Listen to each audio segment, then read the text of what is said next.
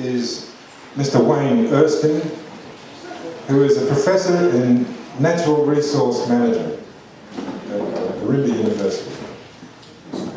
Thank you, Wayne.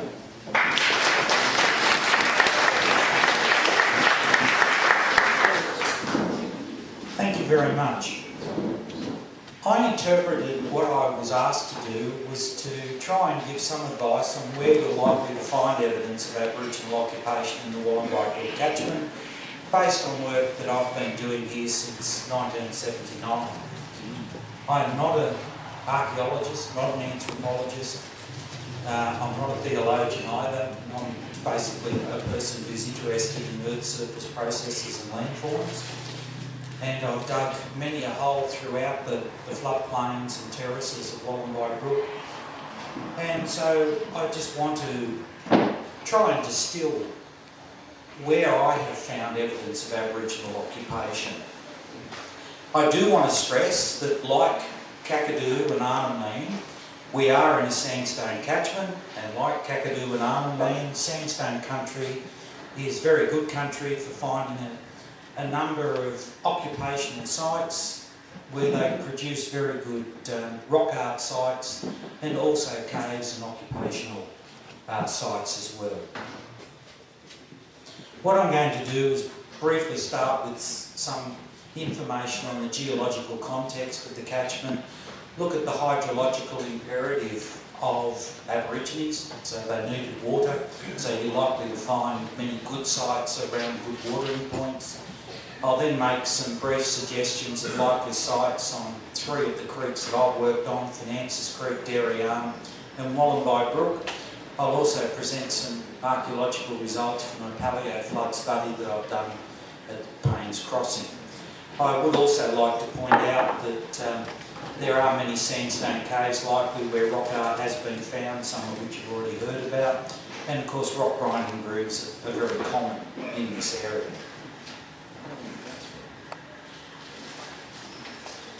The Wollombi Brook catchment's 2,000 square kilometres in size.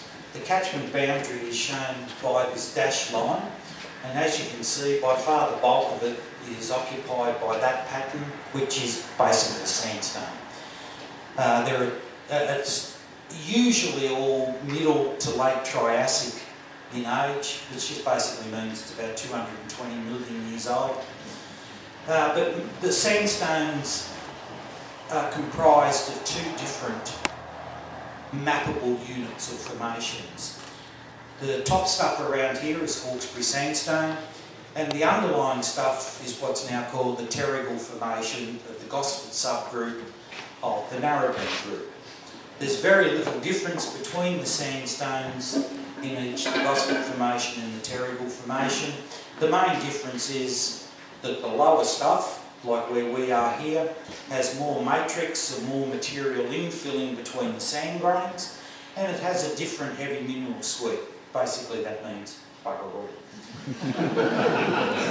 If you want to know the difference, you're going to have to walk around with your petrological microscope in your back pocket to be able to pick the difference between the two.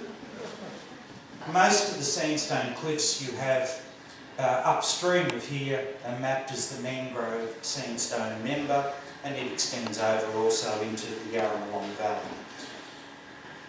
Up around Millfield, you do get into the underlying rocks, which are Permian in age, and also around Broke and further downstream, and they're basically usually softer rocks.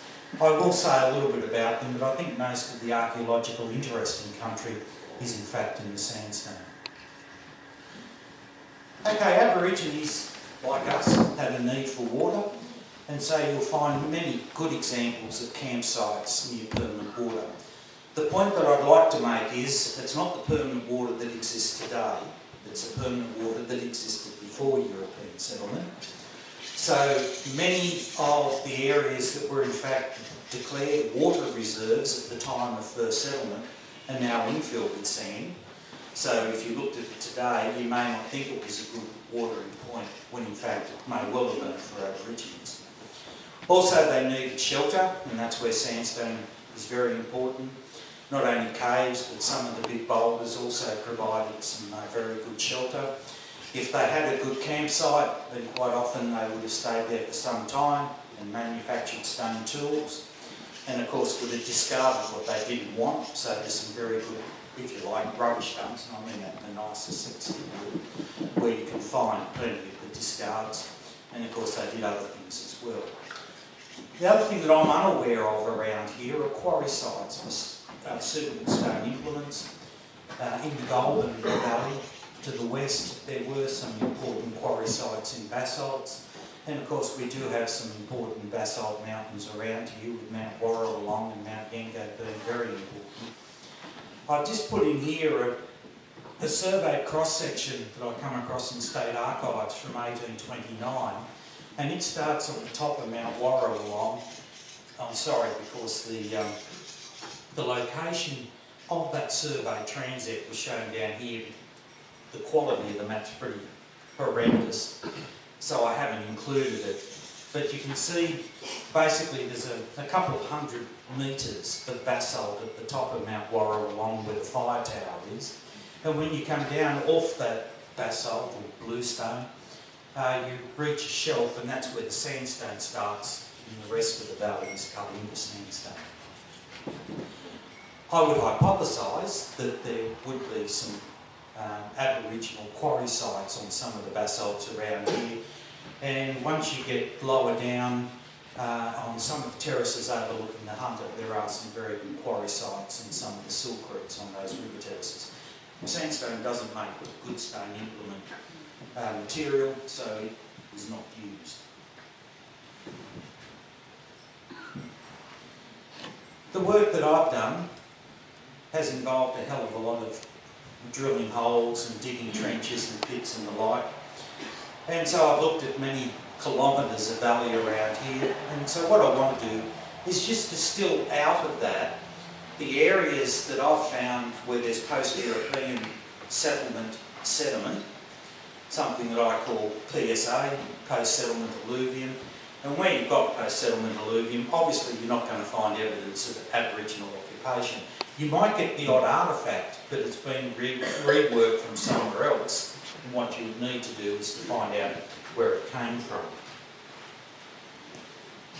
The three valleys that I've worked on are firstly Finances Creek. This is the road, the Great North Road comes down from Buckety first into the Wollombi Valley, and this is the Great North Road going through there over Finances Crossing. Some of the dates here are a little bit wrong that you've been given about the Great North Road. The first surveys were actually done back in about 1815, and for some reason, probably they wanted to build it in the right location, the Great North Road was actually surveyed, in some cases, 3-4 times a year, right through into the 1820s. So one of the reasons I started working here, I did the first lot of research that I was involved with in the Macdonald Valley, and literally just come over the hill. And the reason I did that was the historical record here was great, and I wanted to look at the historical channel changes. Now, I'm not going to give you any information on that today, because that's what I'm going to address you on next week. All that I want to talk about today is some of the longer term work where we've looked at the age of the sediments in the valley and where we've got what I call post-settlement alluvium. So we know from all these surveys that basically Finches Creek, the tributary going down to Finances Creek, did not have the channel in it that you see today. It was a totally flat valley floor, full of melaleucas and sedges and swamp, and had not been eroded. The date of that erosion was sometime between 1839 and 1867. And you can get that precise because there are about 40 surveys up to 1839. Not one of them shows a channel in Finances Creek. The first survey that does is Bidden, 2 surveys in 1867, if you can read that. And ever since 1867, there's been a channel present. The post-settlement alluvium takes 2 forms. From Finances Crossing down, you get this superficial sand sheet that is quite thick on the surface. So you won't find any Aboriginal artefacts in that. Upstream of Finances Crossing, there's a little floodplain in that small channel. That's all older than about 1839, and you won't find any Aboriginal artefacts in that either. So if you want to find any, you're going to have to go up to the high terrace, the higher area above the low floodplain on Finches Creek. And if you wanted to find any on Finances Creek below the crossing, you've got to get below that sand sheet. We've got a series of radiocarbon dates out of the Finances Creek Valley fill, and basically below bed level, it's nearly 6,000 years old, and it's slowly filled up to the mud unit that underlies the sand, and we had a radiocarbon date on the surface of that at 220 years, and after that it was buried by the historical sand. Dairy Arm is a tributary of Wollombi Brook, and the junction's at Wollombi. It's about a 39.8 square kilometre catchment, so it's relatively big for Wollombi Brook. And basically you get the same distribution of post-settlement alluvium as you do on Wollombi Brook. So up the top you get post-settlement alluvium, which I've tried to show in the yellow colour, and that's with a low floodplain below a high terrace. That's all older than 1949. In this case it was the June 49 flood that caused the erosion. The sediment eroded from upstream, was deposited right across the valley floor downstream, and I guess many of you will know Ned Thompson. And basically the road that used to go up Dairy Arm is now buried under sand, and all of Ned's Flat is also buried under sand, and that's quite a thick sand sheet. So if you wanted to look for any artefacts there, you'd need to go upstream of Bolton Arm, and that area you'd look on the higher areas above the low floodplain. We've also done some work on some of the tributaries, and basically there isn't that much post-settlement alluvium on the tributaries. So there's a tiny little bit of deposition on that low floodplain, forming a thin superficial cap, but most of it is pre-European settlement in age, except for Cully's Arm and Olney Arm, where there is a small inset floodplain, but the rest of it is older than European settlement, so it's a candidate site for finding Aboriginal artefacts. Wollombi Brook itself, upstream of Wollombi, is much more complex. So, you do get sand over the floodplain from Willow Wing down to about, well, what I call Tucker's Flat, or where the Tuckers live. This is shown up the top by a very thin veneer of yellow. Once you get down to about Tucker's Flat, from there down to where the rock weirs start, there's essentially no post-European settlement on the surface, so that would be a prime candidate for looking for Aboriginal artefacts. Once you get below there, of course, we've had tremendous historical incision. That started in February 1927 and went through to about 1982 when the rock weirs were built, which stopped the upstream progression of incision. Around Murray's Run itself, you get quite a thick sand sequence below the main valley flat level, but the main valley flat level is composed of pre-European sediment. But as you get down below about the Finances Creek junction, you get this very thick sequence of sands right across the valley floor. So you can tell it's post-European settlement in age for many reasons, but it contains many European artefacts. There are very transposed buried cow bones. In some cases, like at Wollombi, the convicts actually built a stone crossing across Wollombi Brook to go up to Dairy Arm, and about 15 years ago that was exposed. It's been largely removed since by erosion. And that thick sheet of sand extends all the way down to Wattigan Creek, almost just over the road here.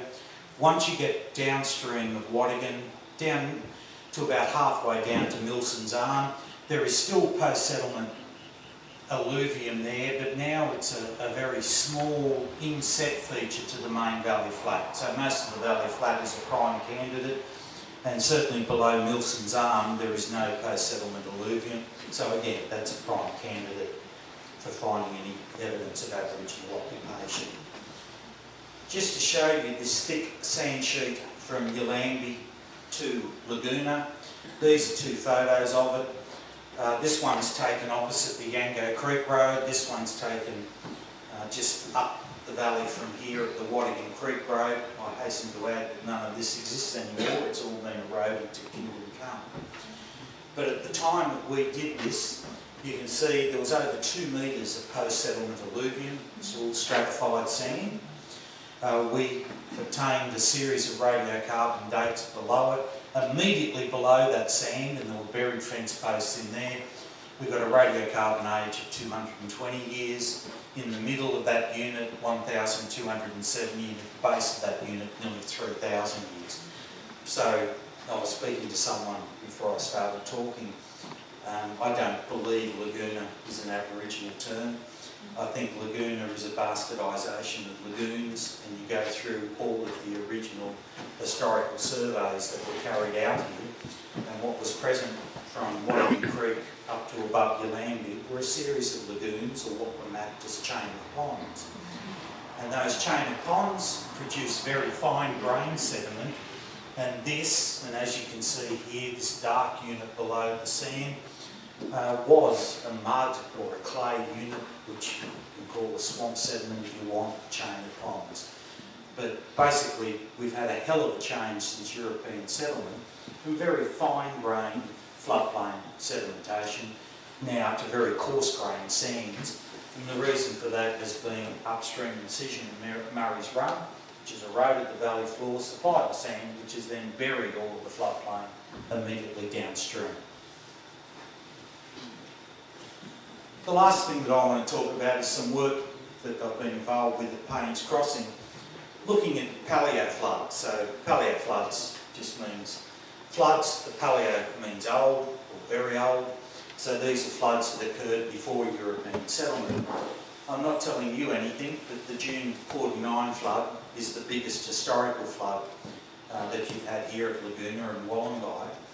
Well, we found evidence at Paynes Crossing basically on the Brickman's property, but it includes a couple of others as well, where there are at least 3 paleo floods, or 3 floods that occurred before European settlement, that are much bigger than the June 49 flood.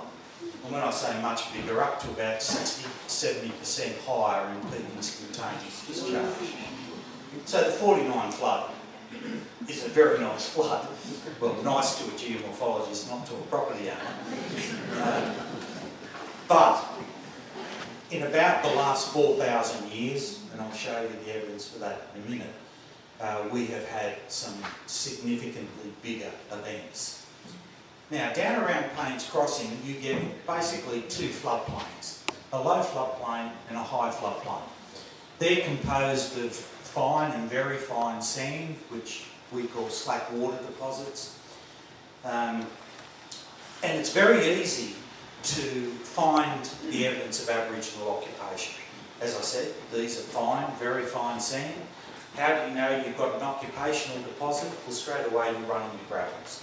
So there are hearths or Aboriginal fireplaces, so they actually dug into those deposits, lined them with big sandstone boulders to retain the heat and do their cooking. There's charcoal from where the fire was, and also they sat round these hearths and in a community group, and they went napping. They started to manufacture stone implements, so there's a lot of flakes that are discards, and you can also find things like stone axes and the like. So within this fine and very fine sand, there's a whole heap of gravel that you would not expect to be there from deposition. This is just a schematic of the cross-section down there. So this is one of the high floodplains, a high floodplain, the low floodplain. Sometimes you find the high floodplain overlies this unit with the inverted V's. That's something that I've called older alluvium. We've got a series of radiocarbon dates on the older alluvium going back about 9,000 through to about 4,000 years ago. The slackwater deposits on top range from about 3,500 through to 1,300 years ago. We've dated 2 of the 3 paleo-flood deposits. You notice I've got a maximum age and a minimum age. The maximum age is the charcoal that was deposited with the flood deposits. Why do I call it a maximum age? Well, because the charcoal had to exist before it was transported by the flood and deposited. So it doesn't tell you when the flood occurred, it tells you the age of the charcoal, which was pre-existing at the time of the flood, hence it's a maximum age. The minimum age, this one we actually obtained out of an Aboriginal heart. So the Aborigines came along, constructed the fireplace, cooked their meal and whatever, and then we've come along nearly 2,000 years later, excavated it and dated the age of their fire. So because it's post the flood, this is a minimum age. So this age must be less than that, it is. This age must be less than that, and it is. So from the stratigraphic sequencing, you can predict what the ages should be. They conform to that sequence. So I've got some faith in what the radiocarbon ages are telling us. These top 2 are just pits and trenches. We dug into them. This sort of U-shaped feature here is part of the Aboriginal heart that the Aborigines excavated into those flood deposits, and there is evidence of their occupation with stone implements and hearthstones and the like. On your left are some of the implements we've got, which are mainly silkreed, indurated mudstone, and there is some quartz. Quartz usually doesn't produce that good in artefacts. And of course there are plenty of sandstone caves and overhang shelters around here where you not only get the paintings and the engravings that you've seen, but also, as Val Vinnigan's work shows, at the floor of the cave you also get an occupational deposit, which if you go through the stratigraphy also can give you a nice record of settlement. What we found in Mangrove Creek is that basically there's been an intensification or a build-up of Aboriginal numbers over about the last 8,000 years. So most of the cave sites around here became archaeologically visible. You started to get archaeological deposit about 8,000 years ago, and as you come forward in time through to about 3,000 years, you get more and more artefacts and you get higher and higher sedimentation rates, which would suggest you had more and more occupation. Now, of course, I guess being a geomorphologist, I would argue that's blatantly obvious.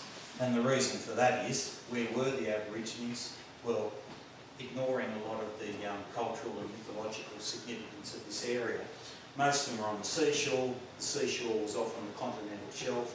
So 18,000 years ago, sea level was 120 metres lower, and that's where most of them would have been on estuarine environments getting fishing and shellfish and the like. Then as sea level rose, of course as the sea level kept inundating, the Aborigines had to start moving progressively further inland, and sea level reached its present level at about 7,000 years ago. So that's when they would have had to have moved into this area in larger numbers. That's when the intensification happened. I'm giving you my hypothesis, I'm not necessarily sure that it's true. I've also done a little bit of work down around Warkworth. There is a hell of a lot of evidence of Aboriginal occupation along Lower Wollombi Brook and the Hunter. That's certainly where they obtained a lot of the source material for their stone implement manufacturer, and basically they put it in their shoulder bag and then brought it up here into the sandstone country, where usually those lithologies, those rock types don't exist, so they had to bring it with them, so you know it's exotic. It's been brought in by the Aborigines, and that's when they had the time, they've started to manufacture some of the implements that they've used.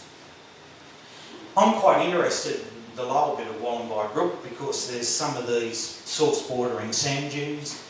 What that means is that they're wind-blown sand deposits, and they take on a dune shape just like you get on the ocean beaches. Excuse me. And there's been probably at least 2, if not 3 phases of dune building. It'd be nice to know, as in Lake Mungo in western New South Wales, if any of those sites were used as burial sites by Aborigines, because the sand is very easy to dig and it would have made a very good burial site. Also underneath the sand dune, there's a lot of these features which are a crude polygonal pattern with cracks. This is the older alluvium that I referred to before, and those that polygonal cracking pattern has linings on the cracks where I don't know what the conditions were like there, but I would suspect it was probably very cold and very dry, and that's why this material was cracking. And there's usually, although you can't see it in this, an orange or a red lining around those cracks where it looks like there's preferential ion movement down through there. The work of mine that I've been referring to here is basically 3 pieces of work. Last year, Mike Melville and I had the paper on the extreme left. In 2002, Carmel Peacock and I published the stuff on Payne's Crossing, and in 1986, Mike Melville and I published a paper just on Finances Creek. So that's where you can find some of that information if you're interested. On that note, I'll thank Mike Melville and Mike Samer for their help, and I'll throw it back to you. Thank you.